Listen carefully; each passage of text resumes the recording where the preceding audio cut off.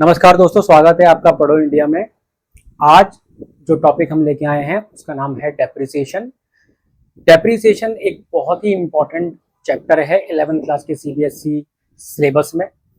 Depreciation का मतलब क्या है वो हम समझेंगे, कितने तरीके हैं इसको कैलकुलेट करने के वो हम समझेंगे, ठीक है।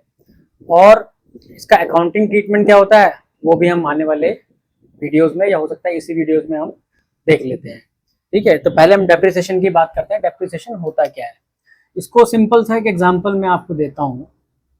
ये मार्कर मैंने मार्केट से 20 रुपए का खरीदा और आज खरीदा, ठीक है।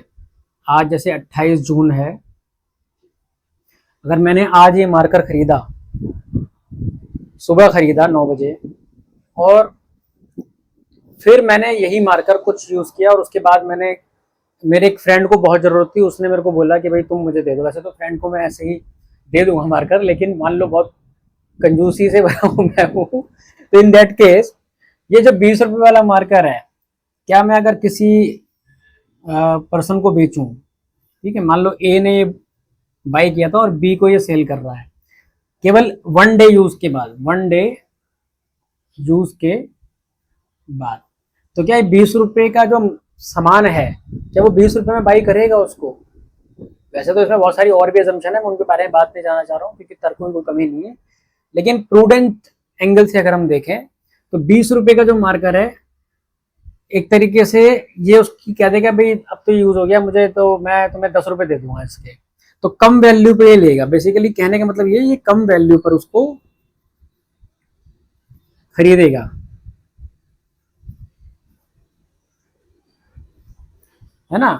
20 रुपए का मार्कर हो सकता है ये 15 में खरीदे, 12 में खरीदे या 10 में खरीदे, कुछ भी वैल्यू हो सकती है, लेकिन इस बात की संभावना बहुत कम है कि ये 20 रुपए के 20 रुपए दे देगा या 25 दे देगा।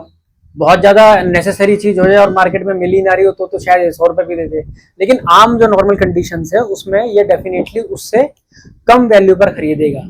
तो एक दिन के यूज के कारण ऐसा क्या हो गया कि इसकी वैल्यू कम हो गई? उसका कारण क्या है? इसका यूज,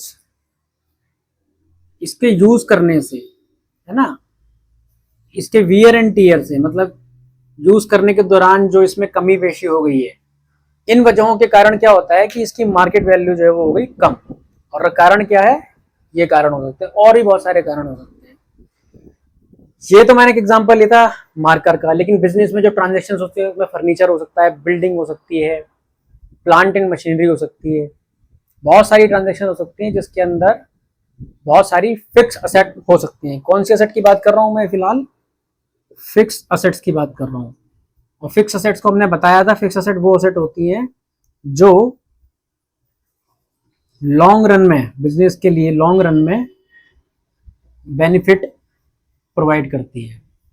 ऐसी असेट्स जो बिजनेस को लंबे समय के लिए फायदा पहुंचाती हैं। जैसे मान लो बिजनेस में कोई मशीनरी लग गई, एक मशीन है उसकी लाइफ 10 साल की है, तो 10 साल तक वो बिजनेस को कमा के देगी, तो वो हो गई फिक्स असेट, ठीक है। फर्नीचर किसी बिजनेस के अंदर लग गया, अब फर्नीचर जो लगा हुआ है, जैसे डेस्कटॉप लगाने के लिए जो क्यूबिकल वगैरह होते हैं लकड़ी के, वो एक बार का खर्चा है, लेकिन उसका benefit over the years business को मिलता रहता है।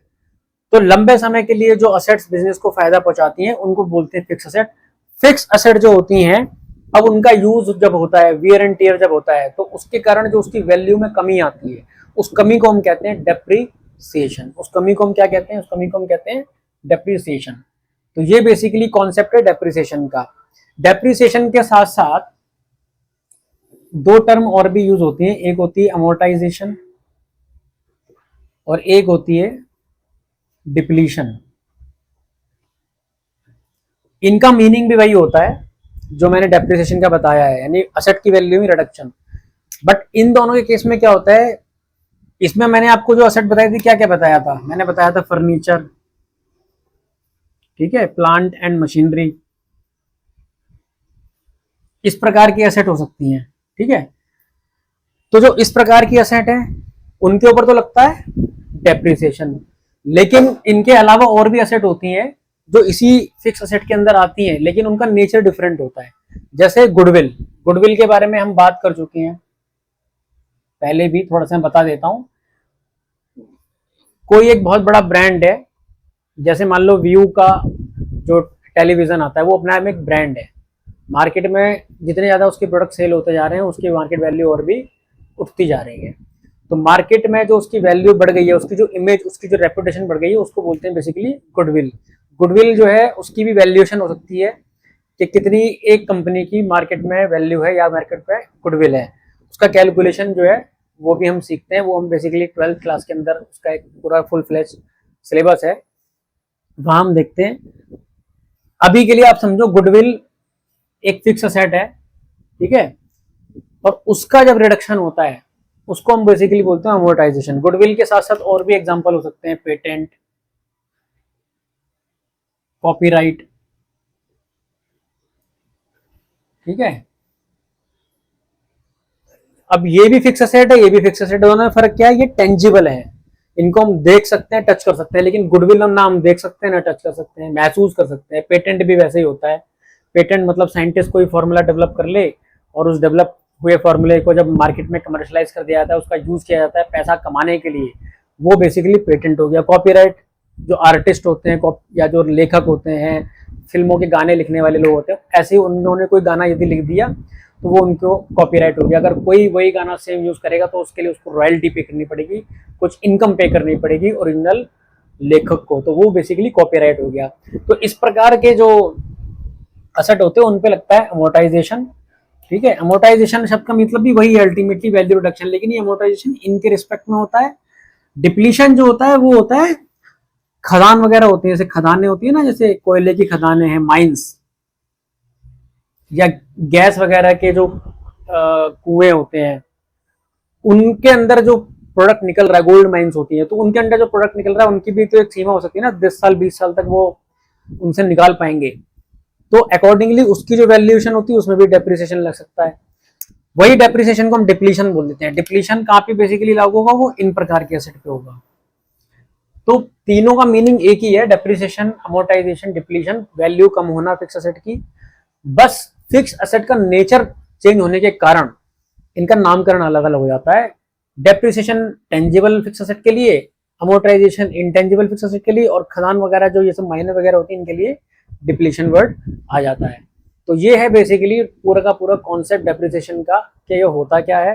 अब दूसरी चीज खुद सोचो कि यह कितना इंपॉर्टेंट है अकाउंटिंग के पॉइंट ऑफ व्यू से। बिजनेस के अंदर फिक्स असेट दिखाते हैं हम हमारी असेट के रूप में, लेकिन हर फिक्स असेट की एक लाइफ होती है। घर में भी आप कोई टेलीविजन वगैरह खरीदते हो तो उसकी भी तो एक लाइफ है ना, कि 10 साल चलेगा, 20 साल चलेगा, 15 साल चलेगा। 15 साल के बाद उसकी वैल्यू जीरो हो जाएगी, खत्म हो जाएगी, यानी हर साल उसकी जो वैल्यू है वो हो रही है कम। तो जितना वैल्यू किसी भी फिक्स एसेट की कम हो रही है और कितना कम हो रही है एक पर्टिकुलर ईयर में, उसके लिए हमें अकाउंटिंग में इम्पैक्ट देना पड़ेगा।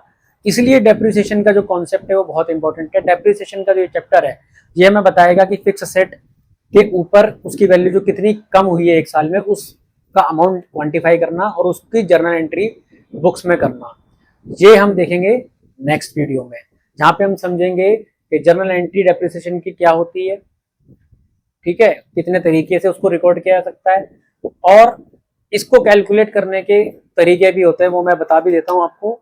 दो सबसे पॉपुलर मेथड है, स्ट्रेट लाइन मेथड और रिटर्न डाउन वैल्यू मेथड। इसको शॉर्ट में SLM कहते हैं, इसको शॉर्ट में WDV कहते हैं।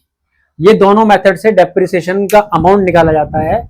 कैसे निकाला जाता है वो हम देखेंगे, बट ये दोनों फॉर्मूलों से हम डेप्रिसिएशन की वैल्यू निकालते हैं, फिर उसका अकाउंटिंग इम्पैक्ट देते हैं, और उस तरीके से जर्नल एंट्री को हम इम्पैक्ट देते हैं। ये हम देखेंगे नेक्स्ट वीडियो में। इसके अलावा और भी मेथड होते हैं हालांकि डेप्रिसिएशन कैलकुलेट करने के, वो आपको थ्योरेटिकली मालूम होना चाहिए, लेकिन प्रैक्टिकली एग्जाम के पॉइंट ऑफ व्यू से ये दोनों इंपॉर्टेंट, ठीक है। तो मिलते हैं नेक्स्ट वीडियो में। Thank you all, bless you.